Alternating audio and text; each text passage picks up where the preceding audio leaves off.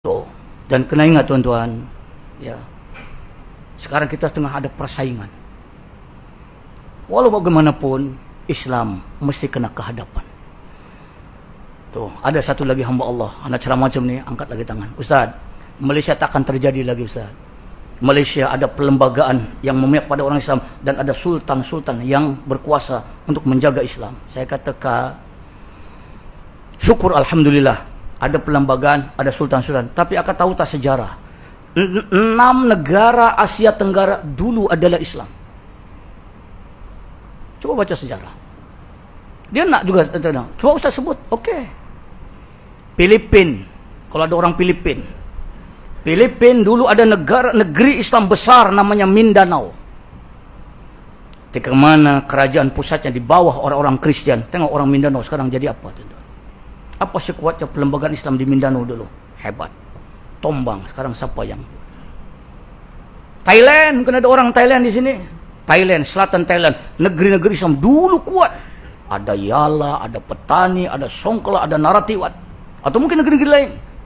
Bersatu. Macam Malaysia lah. 14 negeri dipimpin oleh Sultan. Tapi ketika mana yang memimpin ada bukan orang Islam. Sekarang macam mana dengan orang selatan Thailand?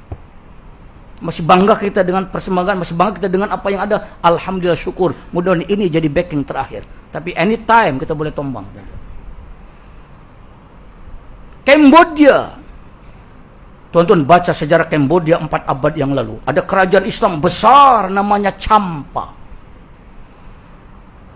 Tetapi ketika mana orang-orang Islamnya lena tuan-tuan. Champa tersepit di tengah-tengah antara Cambodia dengan Vietnam. Sekarang bagaimana Islam di Champa? Tercampak tuan-tuan. Perasaan tak tuan-tuan tiap tahun ustaz-ustaz kalau raya haji, mari korban. Pergi ke mana? Apa sih dulu hebatnya orang Champa tuan-tuan? Mantap. Bahkan Islam datang ke Nusantara, datangnya dari sana. Sekarang apa jadi dengan saudara kita? Naik lagi satu. Tuan-tuan baca macam mana sejarah Myanmar, Burma dulu namanya. Ada 2 negeri besar di Burma dulu. Namanya Rakhine dengan Rohingya. Bagaimana saudara kita di Rakhine dengan Rohingya? Last, Singapura. Ada negeri Islam dulu namanya Temasek. Ketika mana British bawa pekerja Cina dengan India, sumbat. Sekarang bagaimana? Sultannya tercapak ke Melaka, meninggal di Melaka. Sekarang siapa yang pegang? Hanya tinggal 3 negara saja. Indonesia, Malaysia, Brunei. Kalau kita tidak berhati-hati, mungkin sejarah lama akan berulang kembali. Mari tuan-tuan, kalau betul apa yang kita buat adalah demi Islam, untuk Islam, insyaAllah Allah akan beri kita istiqomah. Tapi kalau kita buat hanya tekat marah, kita benci pada orang kafir, garanti tidak akan ada istiqomah. Al-amalu ala qadri niyatim. Amal tuan-tuan dinilai apa niat yang ada pada diri tuan-tuan sekalian. Itu saja ukurannya.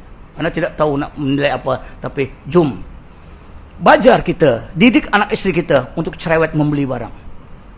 Kenapa? Man lam yahtamma ala ummati falaysa minni. Siapa yang tidak pentingkan tentang urusan orang Islam, kamu bukan umat aku. Nah, marahnya Nabi tuan-tuan. Banyak nada-nada sumbang di luar sana. Tak payahlah, sudahlah apa yang ada. Tidak. Karena ini adalah hak orang Islam untuk orang Islam. Jadi tuan-tuan, itulah sekadar perkongsian yang dapat Anda sampaikan pada pertemuan kali ini. Mudah-mudahan walaupun serba ringkas, mudah-mudahan padat isinya dan menjadikan sedikit motivasi pada tuan-tuan sekalian. Mari teruskan apa yang Islam nakkan pada kita. Kita niatkan, kita nak martabat Islam. Kenapa tuan-tuan? Karena sebulan tuan-tuan kalau beli barang 500 ringgit sebulan tuan-tuan beli barang dapur. Maknanya duit orang Islam akan bergulir. Cash flow orang Islam di negara kita 10 bilion. Ada satu kajian orang UKM, 10 bilion tuan-tuan yang duit tuan-tuan belanjakan, 8 bilion masuk ke kantongnya mereka. Yang balik kantong orang Islam hanya 2.3 bilion saja. Sedar tak sedar tuan-tuan? Anda tak sedar, baru 3 hari lalu baru sedar. Allahu Akbar. Betul rupanya. 19.7 juta orang Islam di Malaysia beli barang di luar orang Islam, maknanya duit orang Islam akan balik kepada mereka 8 bilion. Kita 2 bilion lebih pun dah heboh tuan-tuan. 8 bilion tuan-tuan tiap-tiap hari tuan-tuan bagi dengan mereka tanpa tuan-tuan sedar, tanpa tuan-tuan perasan. Jadi kalau sekarang kita nak bermula apa yang sekarang tengah bermula, teruskan. Kalau itu betul untuk Islam, untuk kekuatan kita orang Islam, insya-Allah rahmat berkat akan diturunkan kepada kita. Kalau dia kata, tak kisah, tak endah, tak apalah tuan-tuan, itu hak tuan-tuan. Tetapi Nabi sebut, malam yahtama bi amril muslimin falaysa minni. Siapa yang tidak pentingkan urusan sesama orang Islam, kamu bukan umat aku. Itu gambaran kita. Terpulanglah pada tuan-tuan. Pilihan ada di tangan kita. Niat pada diri kita masing-masing.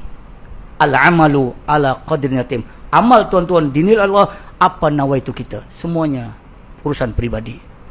Tapi anak ini motivasi, ini Islam, ini orang Islam, ini langkah Islam. Allahu a'lam.